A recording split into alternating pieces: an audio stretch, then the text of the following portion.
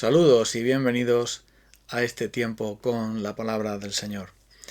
La palabra iglesia nos suena rápidamente, es lo primero que viene a nuestras cabezas, ese edificio en el centro del pueblo o ese edificio donde se reúnen las personas para asistir a un acto religioso. Pero la palabra iglesia en la Biblia tiene un sentido no de un local, no de un sitio donde se encuentran personas, sino de personas mismas. En la primera carta de Pablo a los Corintios nos explica el apóstol lo siguiente. Pablo, llamado a ser apóstol de Jesucristo por la voluntad de Dios, y Sóstenes, nuestro hermano, a la iglesia de Dios que está en Corinto, a los que han sido santificados en Cristo Jesús, llamados a ser santos, con todos los que en cualquier lugar, en cualquier parte, invocan el nombre de nuestro Señor Jesucristo, Señor de ellos y nuestro. Gracia a vosotros y paz de parte de Dios nuestro Padre y del Señor Jesucristo. La palabra iglesia en la Biblia tiene que ver con personas, no con edificios. La palabra iglesia tiene que ver con una asamblea, una congregación, una reunión de personas que siguen a Cristo, que conocen a Cristo. Han sido santificados, es decir, han sido llamados para salir del mundo y del pecado, de la maldad, para ser posesión del Señor.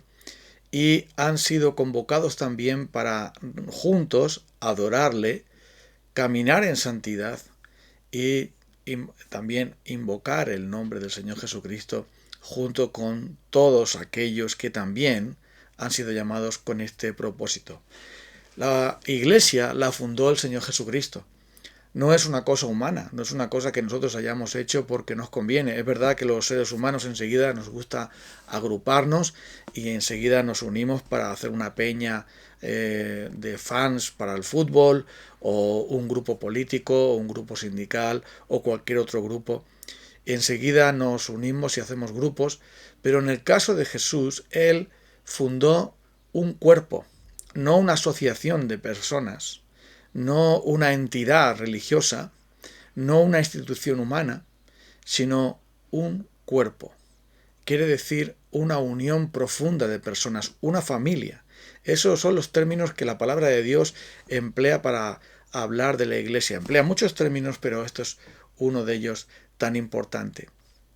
La iglesia está compuesta de personas que confiesan primero el evangelio verdadero. No están creyendo simplemente en algo o en alguien, o están creyendo en una institución o una jerarquía, no están creyendo en una religión, sino están creyendo en alguien que se ha revelado claramente a través de su palabra, la Biblia, que ha sido revelado en nuestros corazones y mentes por medio del Espíritu Santo, alguien enviado del Padre, que es nuestro Señor Jesucristo. Y Cristo entonces es el que convoca a su iglesia, el que funda su iglesia, el que sostiene a su iglesia y el que establece su iglesia. El Señor Jesús lo dijo con estas palabras bien claro: yo edificaré mi iglesia y las puertas del infierno, las puertas del Hades, las puertas de la muerte no prevalecerán contra ella. Entonces la iglesia es una institución divina y como tal debe de ser aceptada. Eso quiere decir que tanto las personas que componemos por la gracia de Dios la iglesia, que somos parte del rebaño del Señor, como también aquellos que están fuera de la iglesia deberían reconocer en nosotros que estamos unidos a Cristo Jesús y no simplemente somos personas que tienen las mismas ideas, que estamos siguiendo a alguien, que estamos conociendo a alguien y no únicamente practicando un culto o practicando una serie de normas morales o de doctrinas, predicando una serie de doctrinas un poco distintas. Deberían ver entonces que estamos unidos y siendo transformados por el Señor Jesucristo. Hay muchas religiones, pero solamente hay un Dios verdadero. Solamente hay un Señor Jesucristo, sin el cual no hay salvación. Y solamente hay un Espíritu de Dios que transforma y da nueva vida. Y el apóstol Pablo escribe a los Corintios, que no es precisamente una congregación con modélica, en el sentido de que pudiésemos imaginar que allí todo estaba bien, había muchas cosas muy mal, pero dice que ellos han sido santificados en Cristo Jesús. Es decir, que han sido llamados para formar un pueblo diferente. Y el Señor Jesús dice que sus ovejas oyen su voz y Él las conoce y le siguen. Los cristianos no somos gente perfecta, seguramente te has dado cuenta de eso.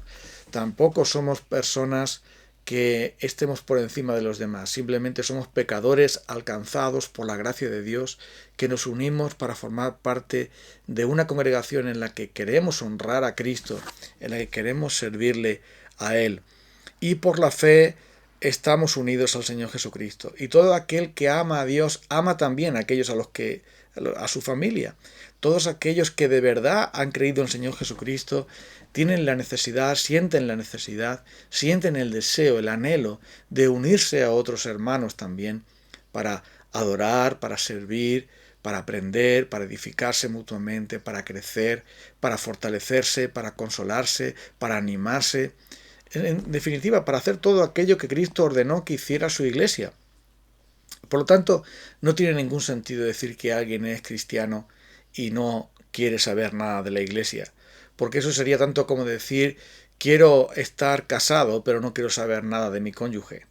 Eso es algo tan absurdo y ridículo como pensar que alguien puede ser hijo de Dios sin estar unido a su Padre, y que en este caso sería Dios. Así que el Señor Jesucristo dice que sus ovejas le siguen a Él y siguen en el rebaño. Habrá un rebaño y habrá un pastor, dice Jesús.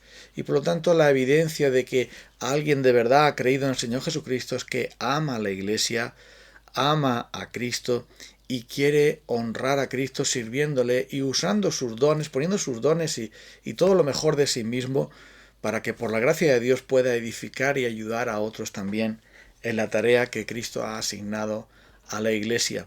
Todos debemos ser, por lo tanto, miembros de una congregación en su expresión local. Y por eso el apóstol Pablo habla de los cristianos que están en Corinto, pero también habla de los que están en Roma, de los que están en Galacia, de los que están en otras partes, en Éfeso y demás. Pero dice que con todos, es decir, aquellos que están en Corinto, juntamente con todos los que invocan a Cristo en cualquier lugar, también son llamados a ser santos, también son llamados a ser la iglesia del Señor. La iglesia está compuesta entonces por pecadores arrepentidos, pero pecadores que quieren seguir a Cristo, que aman a Cristo, que han sido transformados por Él y que por lo tanto están viviendo bajo su autoridad, bajo su gracia. Y ellos también son llamados a vivir de manera diferente. Dice aquí, llamados a ser santos. La palabra santo tiene dos sentidos. Uno es ser apartados para alguien, ser apartados para ser posesión exclusiva de alguien, pero también quiere decir apartado del mal, apartado de la maldad, apartado para ser puro. Las dos cosas son totalmente compatibles, porque los cristianos hemos sido llamados para ser un pueblo diferente, para ser el rebaño del Señor y no el rebaño de Satanás, para seguir al Señor y no seguir al mundo y el pecado, pero también hemos sido llamados para un cambio, para una transformación que el Espíritu Santo se encarga de llevar a cabo en obediencia al Señor Jesucristo, en sujeción a lo que Él ha establecido.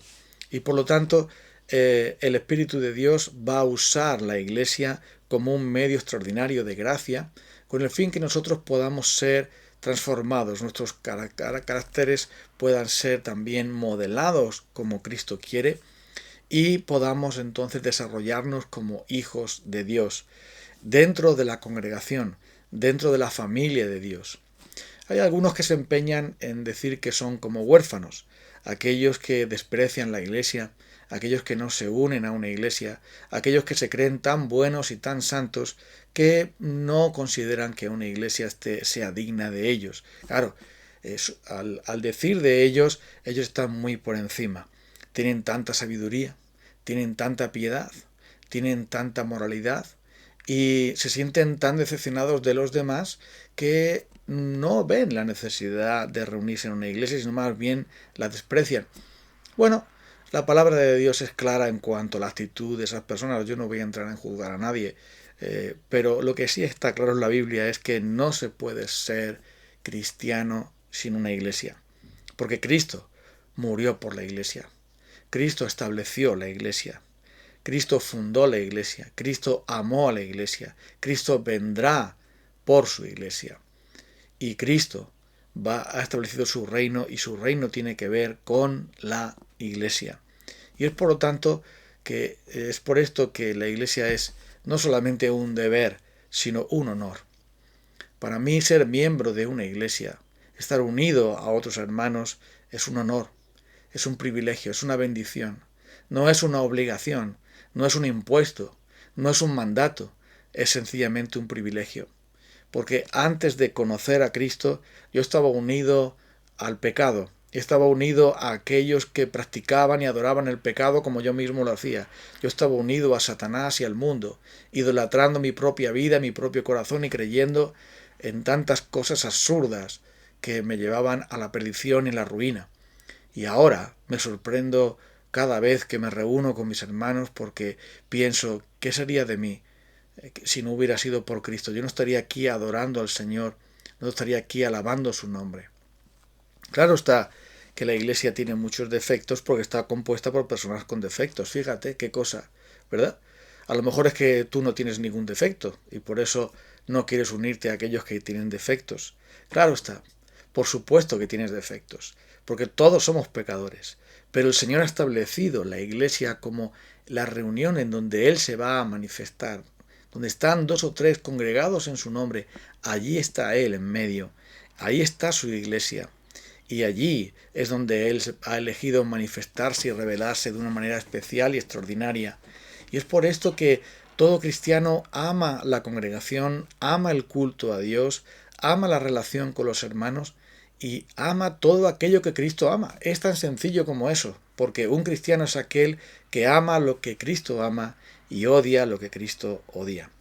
Y es por esto que el apóstol Pablo llama a la iglesia de Dios, la iglesia de Cristo, el cuerpo de Cristo, la familia de Dios, el rebaño del Señor. Todos esos nombres hacen referencia a un colectivo de personas, no a un grupo de francotiradores que hacen la guerra por su cuenta, no a aquellos que, descontentos con la institución del Señor, con la iglesia del Señor, quieren hacer su propio chiringuito para buscar en él pues, su protagonismo, para buscar en él su doctrina súper pura, para buscar en él otras muchas cosas, quizá sin motivaciones adecuadas y sin ser dentro del marco de la palabra de Dios.